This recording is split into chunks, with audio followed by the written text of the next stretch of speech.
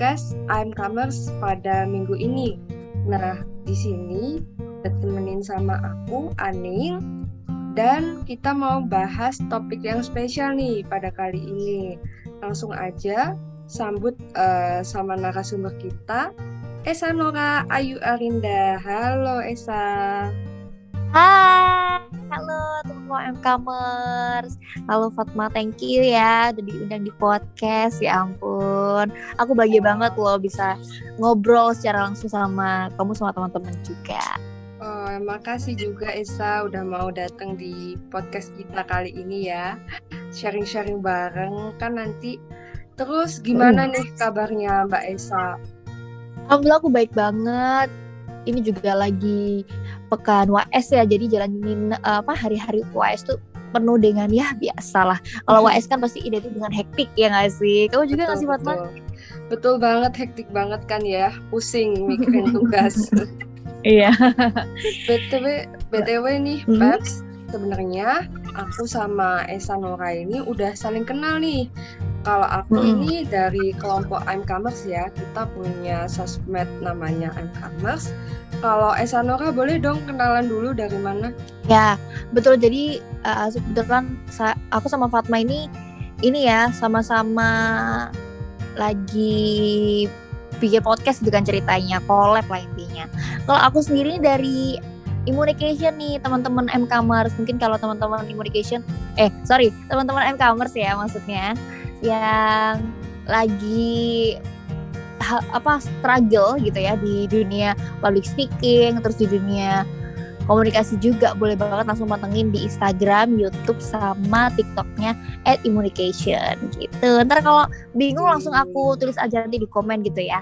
Boleh banget. Wah, langsung aja di follow ya Peps akunnya, karena pasti bermanfaat banget buat kalian yang suka sama dunia ilmu komunikasi. Nah, selanjutnya aku mau langsung tanya topik kita nih. Udah siap belum? Ya. Kayak mau ujian aja nih.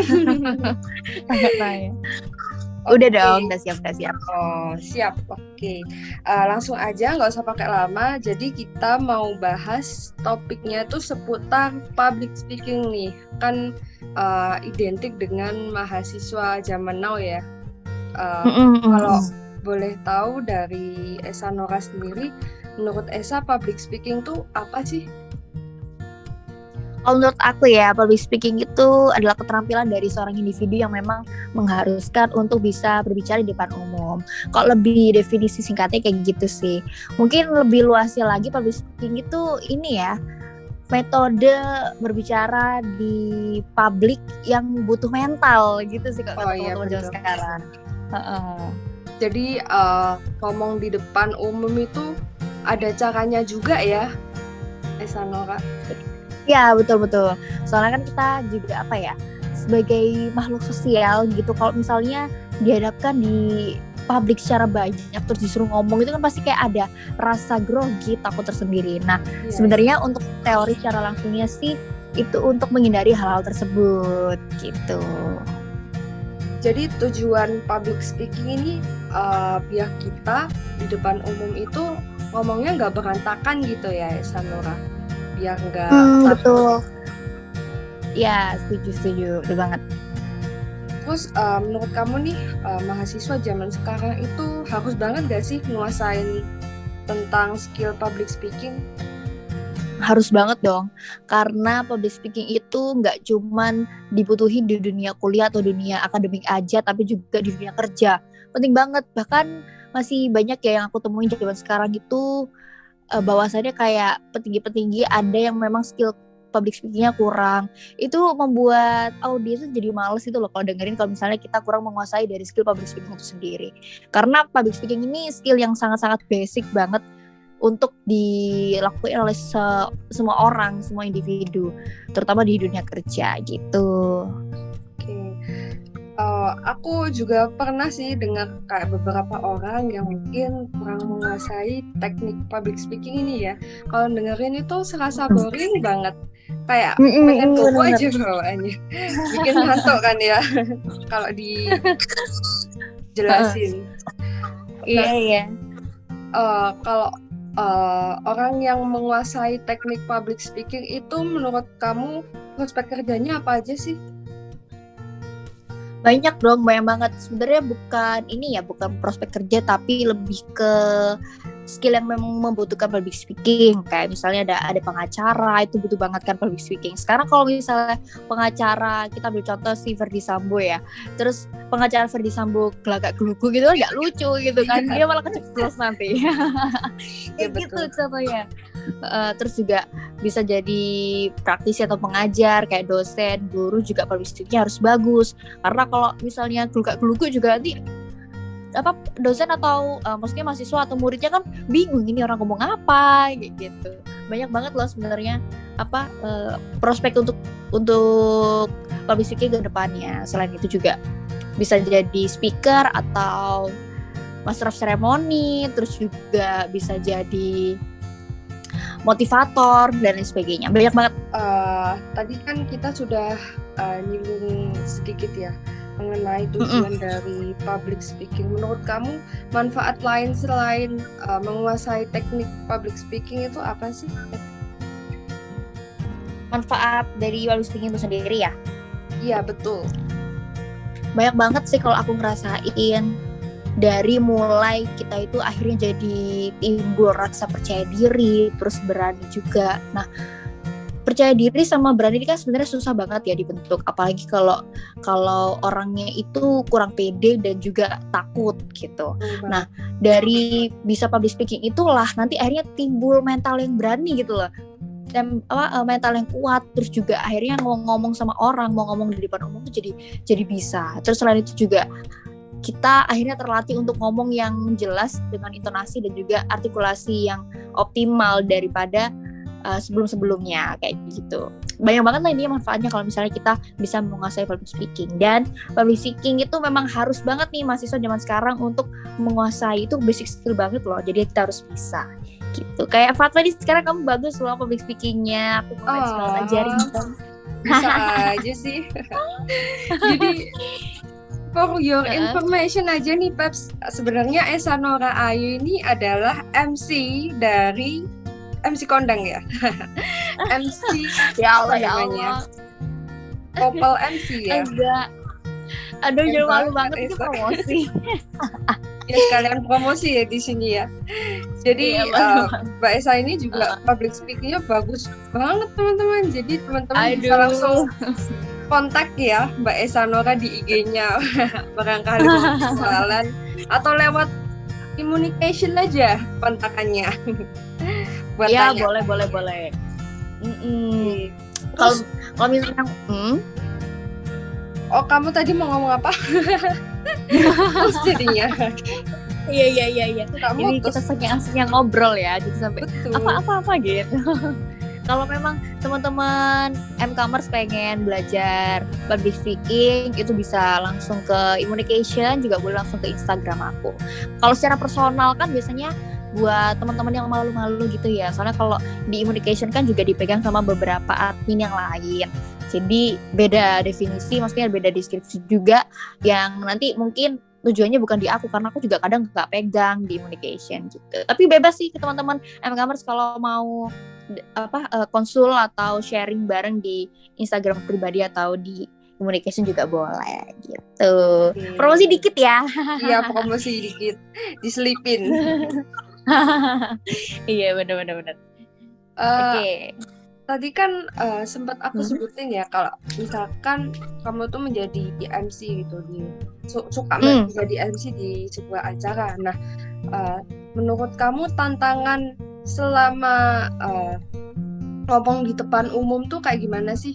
Atau misalkan ada orang yang dia itu ingin banget menguasai teknik public speaking, menjadi public speaker gitu.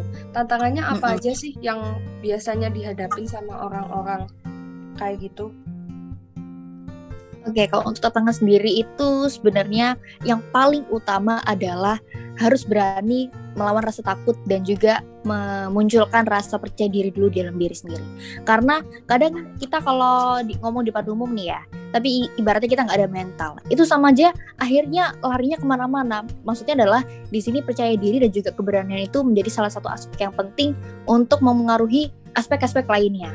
Kalau misalnya kita udah nggak percaya diri, terus juga udah nggak berani, otomatis mau ngomong itu belibet, itu yang pertama. Yang kedua, semua kalimat dan juga materi yang udah kita tancepin di otak itu lupa. Akhirnya nggak ngerti mau ngomong apa dan timbullah ngeblank gitu. Jadi banyak faktor yang membuat kalau misalnya kita nggak berani dan nggak percaya diri itu akhirnya menimbulkan banyak banget noise dan juga problem gitu ketika kita lagi ngomong di depan umum tadi. Jadi yang paling harus ditekanin dulu adalah harus berani dan juga harus percaya diri. Itu modal yang paling utama. Kalau dari aku ya, karena kalau misalnya pas aku lagi MC nih kadang misal udah bad mood duluan atau udah kayak pesimis duluan, itu akhirnya itu tadi aku nggak maksimal, terus akhirnya banyak ngeblanknya, mau ngomong jadi belibet, kayak kelihatan dari audiens tuh kayak kelihatan, oh ini kayaknya MC-nya baru deh, oh ini kayaknya kurang menguasai tadi public speaking deh, kayak gitu. Jadi malah kelihatan newbie jatuhnya.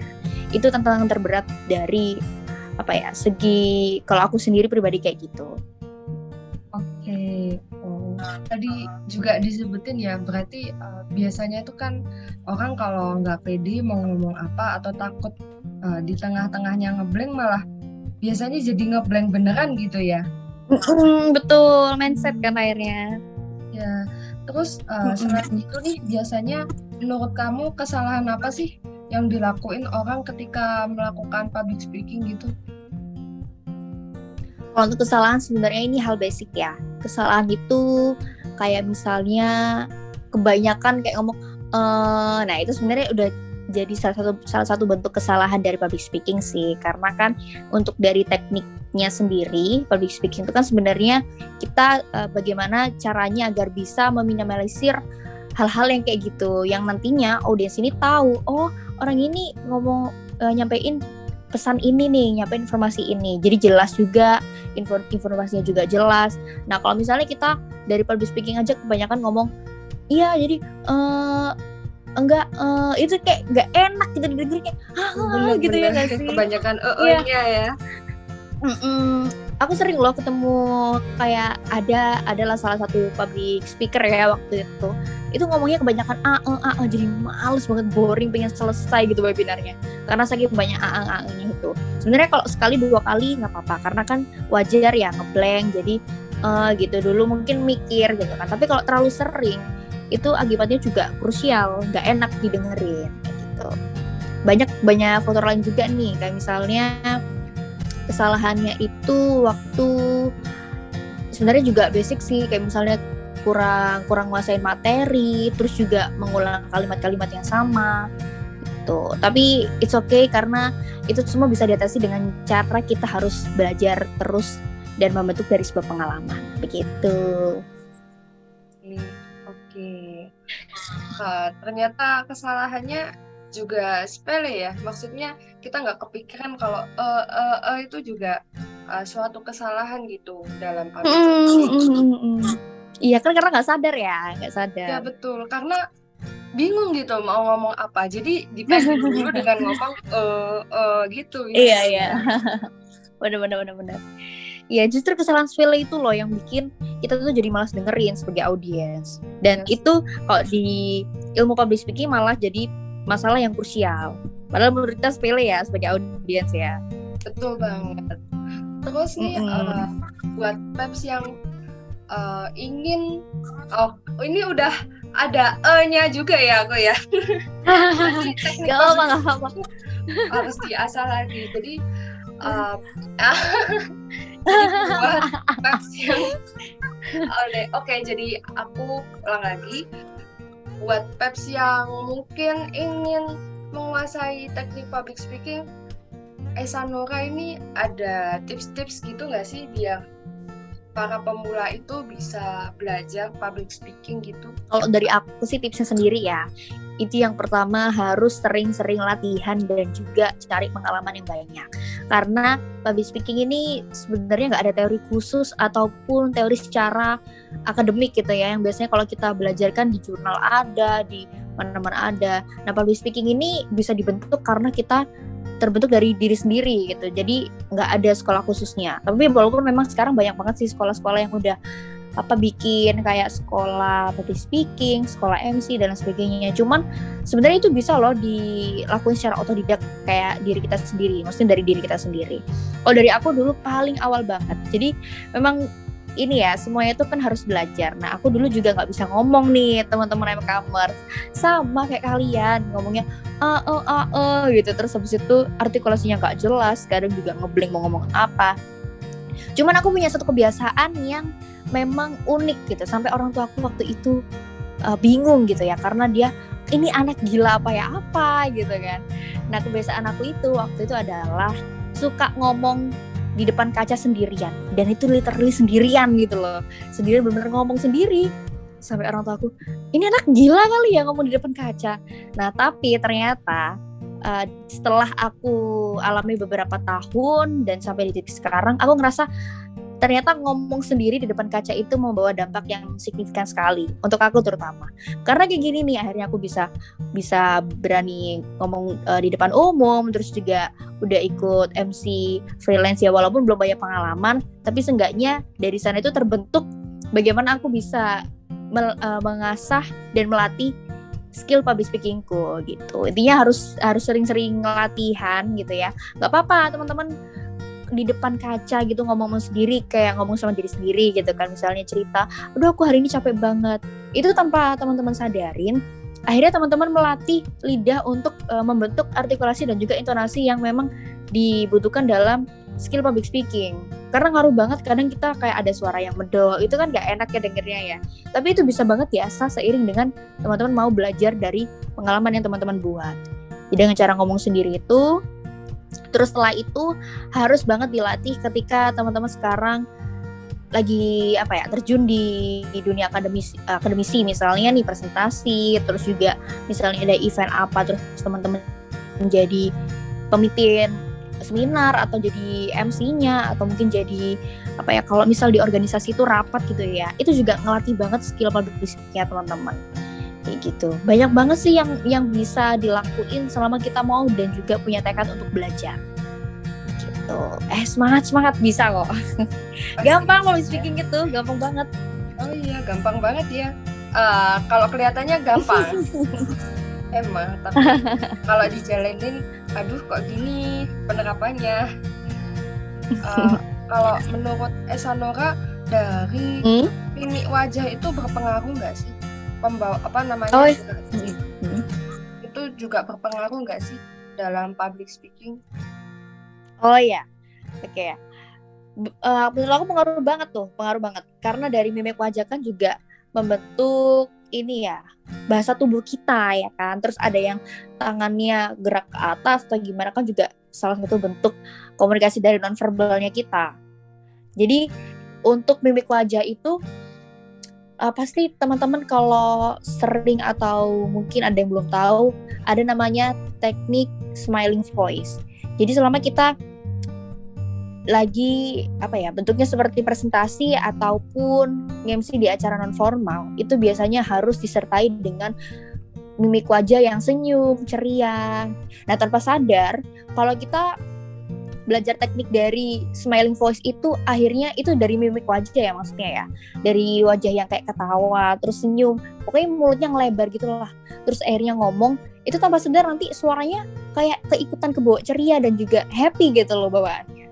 Nah, jadi untuk rawat wajah itu ngaruh banget. Masa sekarang kita misalnya bawain acara happy birthday gitu ya, acara ulang tahun, tapi muka kita kayak becungi, itu kan nggak lucu. Nanti audisi bingung, ini orang marah apa gitu kan. Becungi. Kata baru ya, Peps. Oke. Jadi ternyata mimik wajah itu juga berpengaruh ya terhadap ucapan kita, terhadap public speaking. Oke. Betul. Oke. Tadi kita udah bahas seputar public speaking dari mulai pengertiannya, terus manfaatnya, terus kayak tantangannya, sampai tips-tips public speaking buat kalian yang masih belajar dari ahlinya, yaitu Mbak Esanora yang jam terbangnya ini udah banyak ya. Dan Aduh, lumayan enggak banyak. loh. Ah, Aku padahal masih belajar juga loh. Oke, jadi udahan dulu kali ya, karena kita masih ada podcast-podcast lain nih Peps buat kalian yang interest dengan dunia ilmu komunikasi dan dunia perkuliahan, bisa terus pantengin di YouTube kita. Kita ada podcast setiap hari, setiap minggu. Jadi goodbye, terima kasih Mbak Esa Nora udah mau datang. Thank you. Iya, thank you juga ya teman-teman MKambers dan juga Fatma, semoga sehat selalu. Dan aku tunggu nih kolaborasi di Immunication. Goodbye. Bye-bye.